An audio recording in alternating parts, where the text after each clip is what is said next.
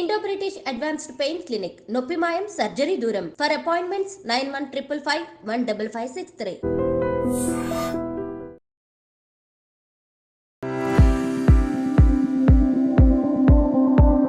అందరికీ నమస్కారం.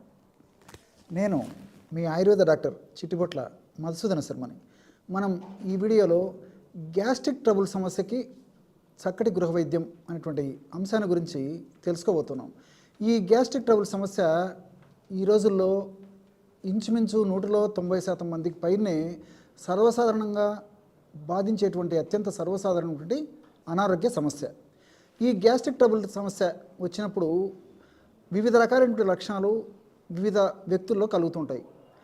కొంతమందికి తేన్పులు రావడము, కడుపులో అసౌకర్యం ఉండడము, వాంతి వచ్చినట్టు ఉండడము, నోట్లో నీళ్లు ఊరుతుండడము, అదేవిధంగా కడుపు ఉబ్బరంగా ఉండడము, ఆకలి లేకపోవడము, అదేవిధంగా మల విసర్జన సరిగ్గా కాకపోవడము, ఎక్కువసార్లు మల విసర్జన జరుగుతుండడము, అట్లే ఈ మల విసర్జన జరిగినప్పుడు కూడా ఆ మలము కొంతమందిలో దుర్వాసనాయుక్తంగా ఉండడము, ఇలా అనేక రకాలైనటువంటి ఈ లక్షణాలు అంటే ఫ్లాటస్ అంటే అపానవాతం కూడా కొంతమందిలో ఈ యొక్క బయలుపెడుతూ ఉంటుందన్నమాట.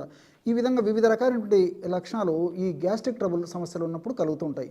మరి వీటన్నిటికీ కారణం ఏంటంటే స్వయంకృత అపరాధాలు. అంటే ఆహార విహారాలు మనం సరిగ్గా పాటించకపోవడం వల్ల, వేళకి విశ్రాంతి తీసుకోకపోవడం వల్ల, మానసిక ఒత్తిడి వల్ల, ఇలాంటి అనేక రకాలైనటువంటి కారణాల వల్ల ఈ యొక్క సమస్య కలుగుతూ ఉంటుంది. వీటన్నింటినీ దృష్టిలో ఉంచుకొని మన మహర్షులు అగ్నిని చక్కదిద్దితే ఈ సమస్యలు తగ్గిపోతాయనేటువంటి ఉద్దేశంతో రోగ సర్వేపి మందాగ్నౌ అని చెప్పేసి అష్టాంగ హృదయము అనేటువంటి ప్రామాణిక ఆయుర్వేద వైద్య గ్రంథంలో వాగ్భటాచార్యుడు చెప్పడం జరిగింది. రోగ సర్వేపి మందాగ్నౌ అంటే అగ్ని ఎప్పుడైతే దూషింపబడుతుందో, అగ్ని అంటే జీర్ణశక్తి ఎప్పుడైతే దెబ్బతింటుందో అప్పుడు ఈ యొక్క సమస్యలన్నీ కలుగుతాయి. ఈ యొక్క సమస్యల వల్ల అనేక రకాలైనటువంటి రోగాలు కూడా వస్తాయి. కాబట్టి అన్ని రోగాలకి అంటే సమస్తమైనటువంటి వివిధ రకాలైనటువంటి వ్యాధులకు ఈ యొక్క అగ్ని దూషీభూతం అంటే ఈ జీర్ణశక్తి జీర్ణ వ్యవస్థ సరిగ్గా లేకపోవడము కారణం అనేటువంటి ఉద్దేశంతో మనకి ఆ యొక్క అష్టాంగ హృదయం అనేటువంటి ప్రామాణిక వైద్య గ్రంథంలో సూక్ష్మప్రాయంగా చెప్పడం జరిగింది. బలం ఆరోగ్యం ఆయుష్య ప్రాణశ్చాగ్నౌ ప్రతిష్ఠత అని చెప్పేసి చరకాచార్యులు కూడా చెప్పడం జరిగింది. బలం ఆరోగ్యం ఆయుష్య ప్రాణశ్చాగ్నౌ ప్రతిష్ఠిత. మరి ఇవన్నీ కూడా అగ్ని వల్లనే అంటే మన దేహంలో ఉన్నటువంటి జీర్ణ వ్యవస్థ మీదనే ఆధారపడినాయి. అంటే మన శారీరక బలం కానీ, మానసిక బలం కానీ, మన ఆయుష్ కానీ, ఇట్లా ప్రతి ఒక్కటి కూడా బలం ఆయుష్చ ఆరోగ్యచ్చ ప్రాణశ్చాగ్నౌ ప్రతిష్ఠిత.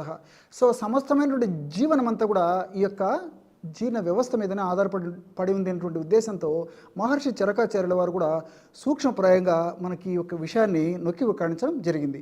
మరి ఈ సమస్య తగ్గేందుకు క్షేమదాయకమైనటువంటి ఔషధం ఎలా మనం తయారు చేసుకోవాలంటే కేవలము 4 పదార్థాలు. ఆ 4 పదార్థాల్లో వాము చూర్ణం, వామును వేయించి చేసినటువంటి చూర్ణము, అదేవిధంగా శొంఠి చూర్ణము, మిరియాల చూర్ణము, సైంధవ లవణము. వాము చూర్ణం 20 గ్రాములు, శొంఠి చూర్ణం 20 గ్రాములు, మిరియాల చూర్ణం 20 గ్రాములు, సైంధవ లవణం మాత్రం ఒక 10 గ్రాములు తీసుకోవాలన్నమాట.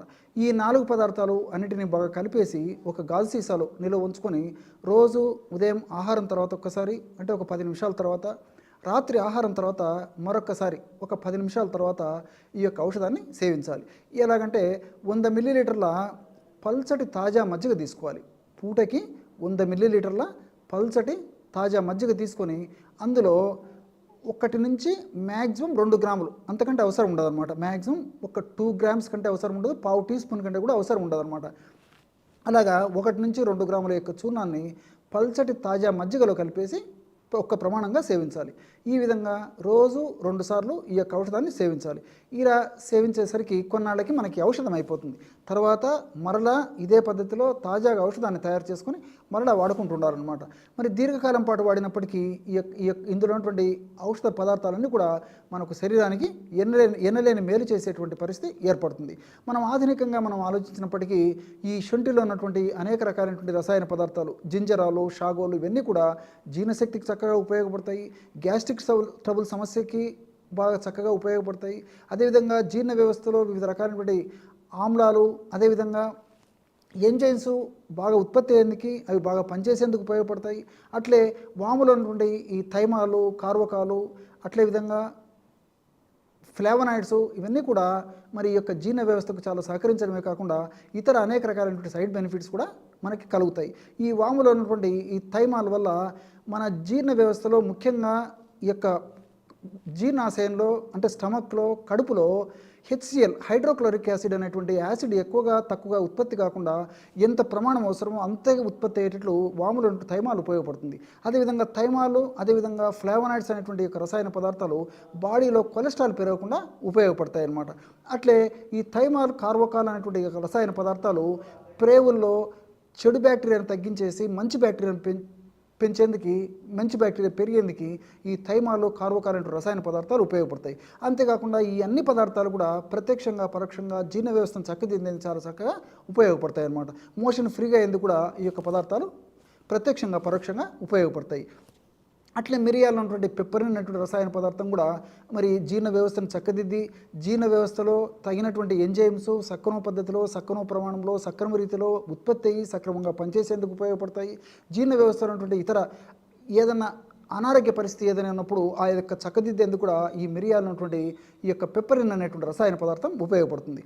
అట్లే సైంధవ లవణం, దీన్ని రాక్ సాల్ట్ అనేటువంటి పేరుతో పిలుస్తుంటారు అనమాట. ఈ సైంధవ లవణం కూడా మనకి ఈ ఆయుర్వేద ఔషధ విక్రయశాలలో, పచారీ కొట్లో, అదేవిధంగా సూపర్ మార్కెట్స్లో కూడా దొరుకుతుంది. మనకి ఈ యొక్క రాక్ సాల్ట్ గడ్డల రూపంలో దొరుకుతుంది, పౌడర్ రూపంలో దొరుకుతుంది. ఒకవేళ గడ్డలు దొరికేట్లయితే తెచ్చుకొని చాలా సులువుగా పౌడర్ తయారు చేసుకోవచ్చు.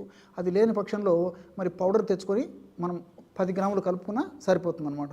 పూర్వకాలము అంటే ఒక 50-60 సంవత్సరాల క్రితం మన జీవన విధానాలను, మన భారతీయ జీవన విధాన పద్ధతులను, మనం ఆహార విధి విధానాలను మనం గమనించినట్లయితే ఆ రోజుల్లో మరి సైంధవ లవణమే ప్రస్తుతం వాడేటువంటి ఉప్పు బదులుగా వాడుకునేవాడు అనమాట. మరి ఆ సైంధవ లవణం వాడుకునేటువంటి రోజుల్లో వాళ్ళకు జీర్ణ వ్యవస్థకు సంబంధించినటువంటి సమస్యలు ఉండేవి కావు. అదేవిధంగా ఈ కొలెస్ట్రాల్ సమస్యలు కానీ, బీపీ సమస్యలు కానీ, షుగర్ సమస్యలు కానీ ఇంత ఉధృతంగా ఉండేవి కాదనమాట. కాబట్టి ఆ సైంధవ లవణం వాడడం కూడా ఈ యొక్క జబ్బులు రాకుండా ఉండేందుకు కొంతవరకు కారణంగా మనం చెప్పుకోవచ్చు అనమాట. ఈ విధంగా ఈ యొక్క రసాయన పదార్థాలన్నీ కూడా ప్రత్యక్షంగా పరోక్షంగా జీర్ణ వ్యవస్థకు చాలా చక్కగా ఉపయోగపడతాయి. కాబట్టి ఈ యొక్క ఔషధాన్ని మనం తాజాగా తయారు చేసుకుని వాడుకుంటూ ఉండాలి. ఔషధం అయిపోయిన తర్వాత మరలా తయారు చేసుకుని వాడుకుంటూ ఉండాలన్నమాట. అంతేకాకుండా మరి పిల్లల్లో కూడా ఈ యొక్క సమస్య వచ్చేటువంటి అవకాశం ఉంటుంది. కాబట్టి చిన్న పిల్లలైతే ఈ యొక్క ప్రమాణం కాకుండా ఇప్పుడు మనం చెప్పుకున్నటువంటి ప్రమాణంలో సగం ప్రమాణం అంటే 500 మిల్లీగ్రాముల నుంచి 1 గ్రాము లేదా 1.5 గ్రాము వరకు కూడా రోజు 2 సార్లు వాడుకోవచ్చు.